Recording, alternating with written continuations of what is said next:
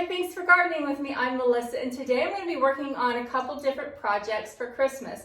I'm going to be illuminating our Christmas tree, and I do it in a different way that maybe you're not used to, but I like to have the lights go way deep inside the tree because I also like to put some of my ornaments deep inside the tree, and that creates depth, and it gives the kids, when they're here, just something to look through and try to find all the different unique ornaments. I'm also going to be showing you how I put together a evergreen arrangement. It's a great way to bring that pine smell inside your house without having to use the pine candles, which I'm always allergic to. I haven't found one yet that I'm not.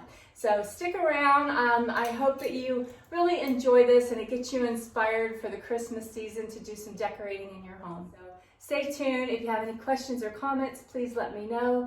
Hit that like button and subscribe.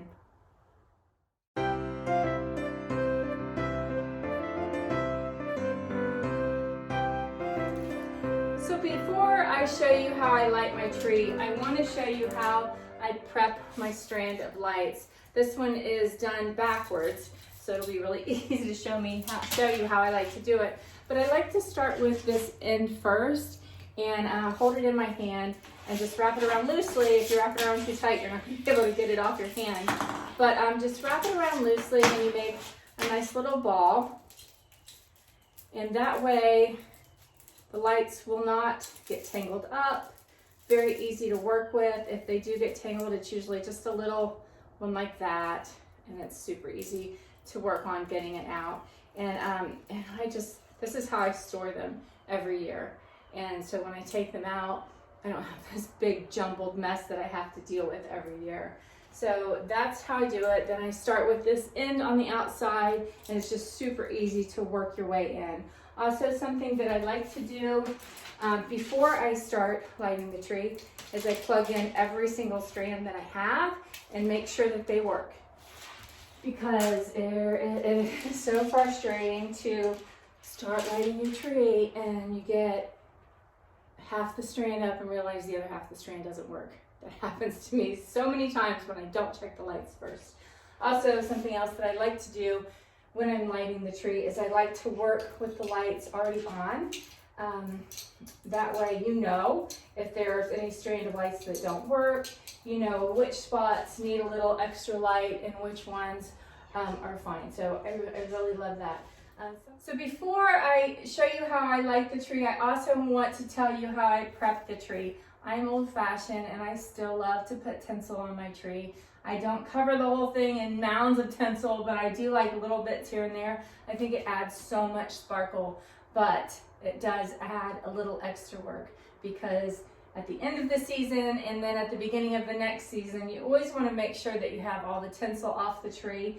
Because if you don't do that, over years, they'll just get wrapped around and that doesn't look good, you know. So make sure you get all your tinsel off the tree if you're going to use tinsel. Hopefully after you see how mine looks, you will want to use it, although I have to say it's very hard to find these days.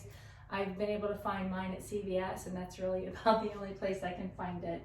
Also, when I am straightening out all my branches after I put my tree up, when I'm straightening them out, I like to use gloves, and then not only is that protecting my hands from getting nicked up, but it's also dusting your branches because you've got to imagine after sitting here for a month or maybe 2 months, depending on how soon you decorate, it can get some dust in it and some dirt. So you want to make sure that you start off with a nice, fresh, clean tree every single year. So that being said, I am going to show you how I decorate or how I illuminate anyway my tree. And what I like to do is start on the back side of the tree and come in from the center and then start working my way out. But I like to start with the, say the lights here, and I'll try to zoom in on this so you can see it. But then I like to come in through the whole branch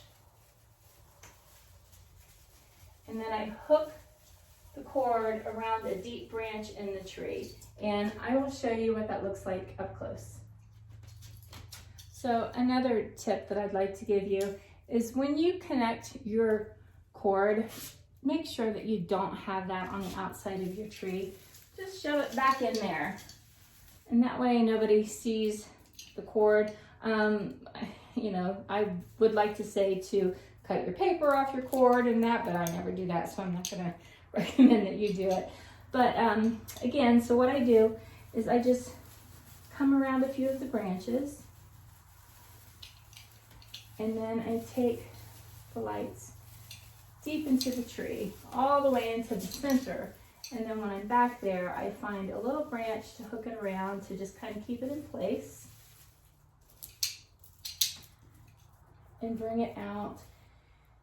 And for each branch, I probably go back and forth twice. I use a ton of lights in my tree. I like to use the white lights in my tree up here. I have a lot of lights that are maybe fancy, you know, the mercury bulbs and the ornaments that are fancy. I have the mercury bulbs and just some really nice ornaments that I like to showcase. And I find that when I use colored lights, it's a little harder to see those special ornaments. And then I have another tree downstairs that I use my colored lights on, and that's more of a fun tree. That's the tree that I have all the very special ornaments on it that like the grandkids have made me or friends have given me that are funny or quirky, or things that have like Santa on vacation, just unique things like that. And then I use the colored lights on that tree just to kind of keep it a little more fun. And then this one is, I guess you would say, a little more fancy.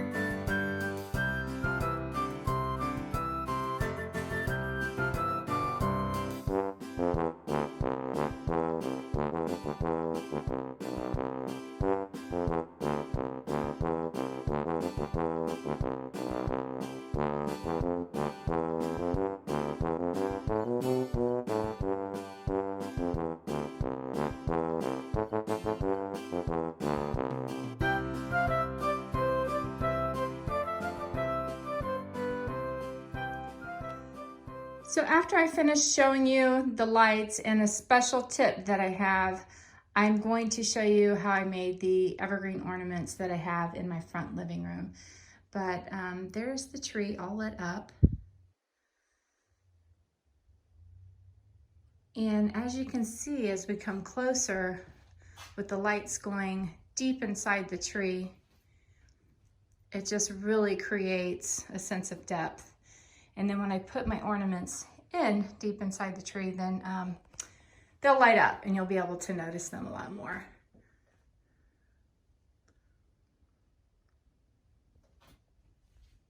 So something else, another tip that I wanted to show you, when you do decorate with lights this way, you'll find that you use more lights, and you don't want to put so many strands of lights back to back on top of each other, plugging them into each other.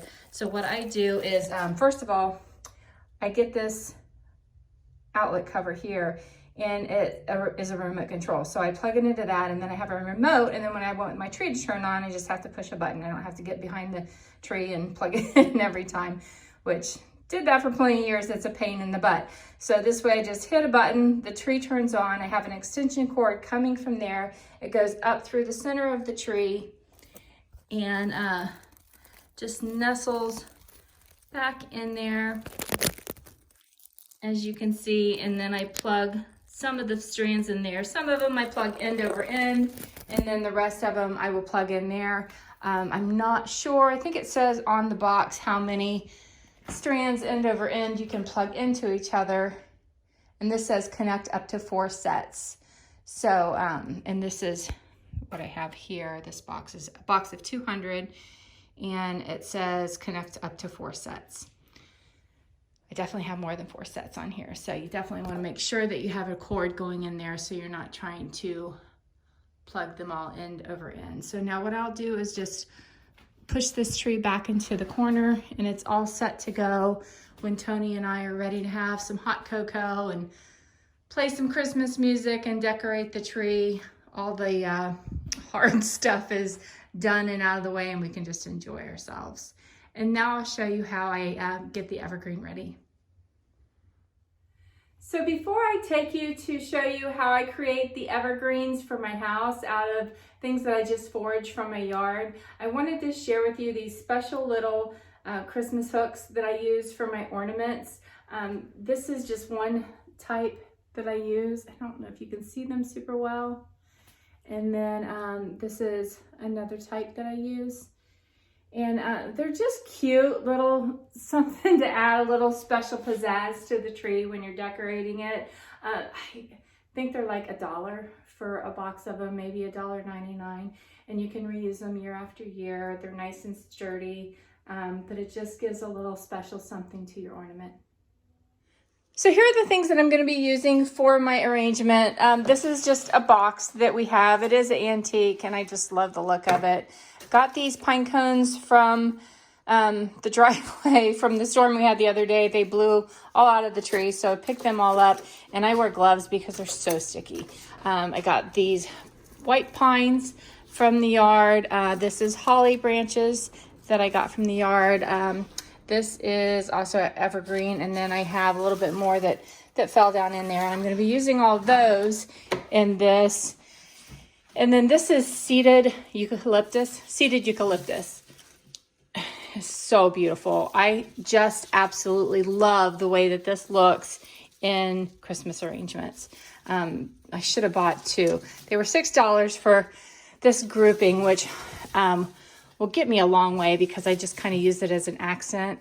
I love it so much. And then this is just regular eucalyptus that was on clearance for $1, I think $1.99. So, and I think it was getting ready to not be quite so fresh, maybe a little bit more brittle, but I don't put them in water, so they do kind of dry out anyway. But the good thing about those is they hold their color. So it doesn't matter if they're dried out or not. So I will go ahead and set up and let you see what this looks like as I get it prepared. So I like to keep a few of these since they're free and they're so abundant. I like to put them down in the bottom of the box and kind of use them to push the branches in between, and it kind of helps to hold them in place. So I'm going to go ahead and leave these in the box, and then I have a bunch more that I'm going to use to just kind of accentuate with. Okay, so the things that I'm going to start with first are the free items because, hello, they're free.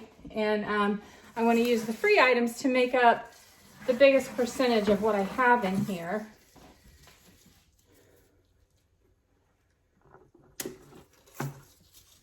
So I'll just start laying them out like that.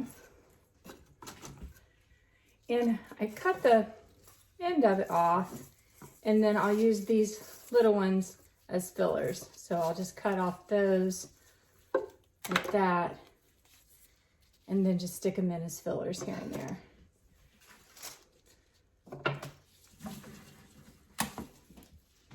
And I like to go from side to side, that way I keep it pretty consistent.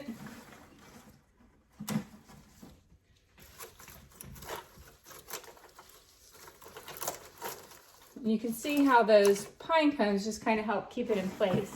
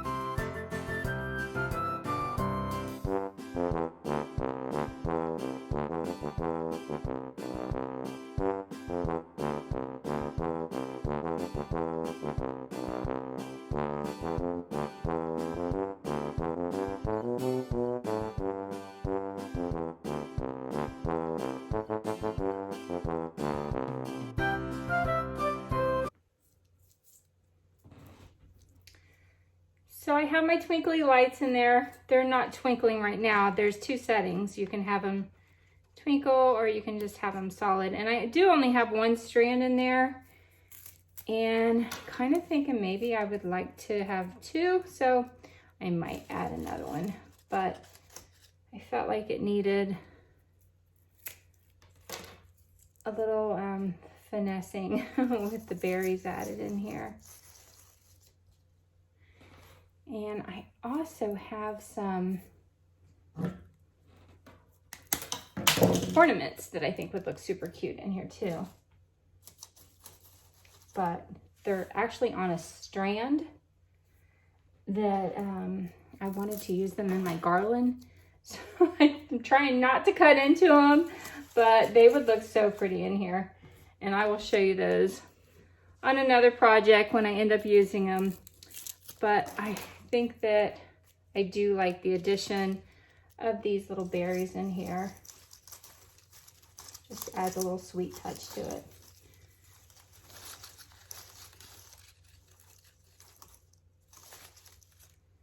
Maybe one more.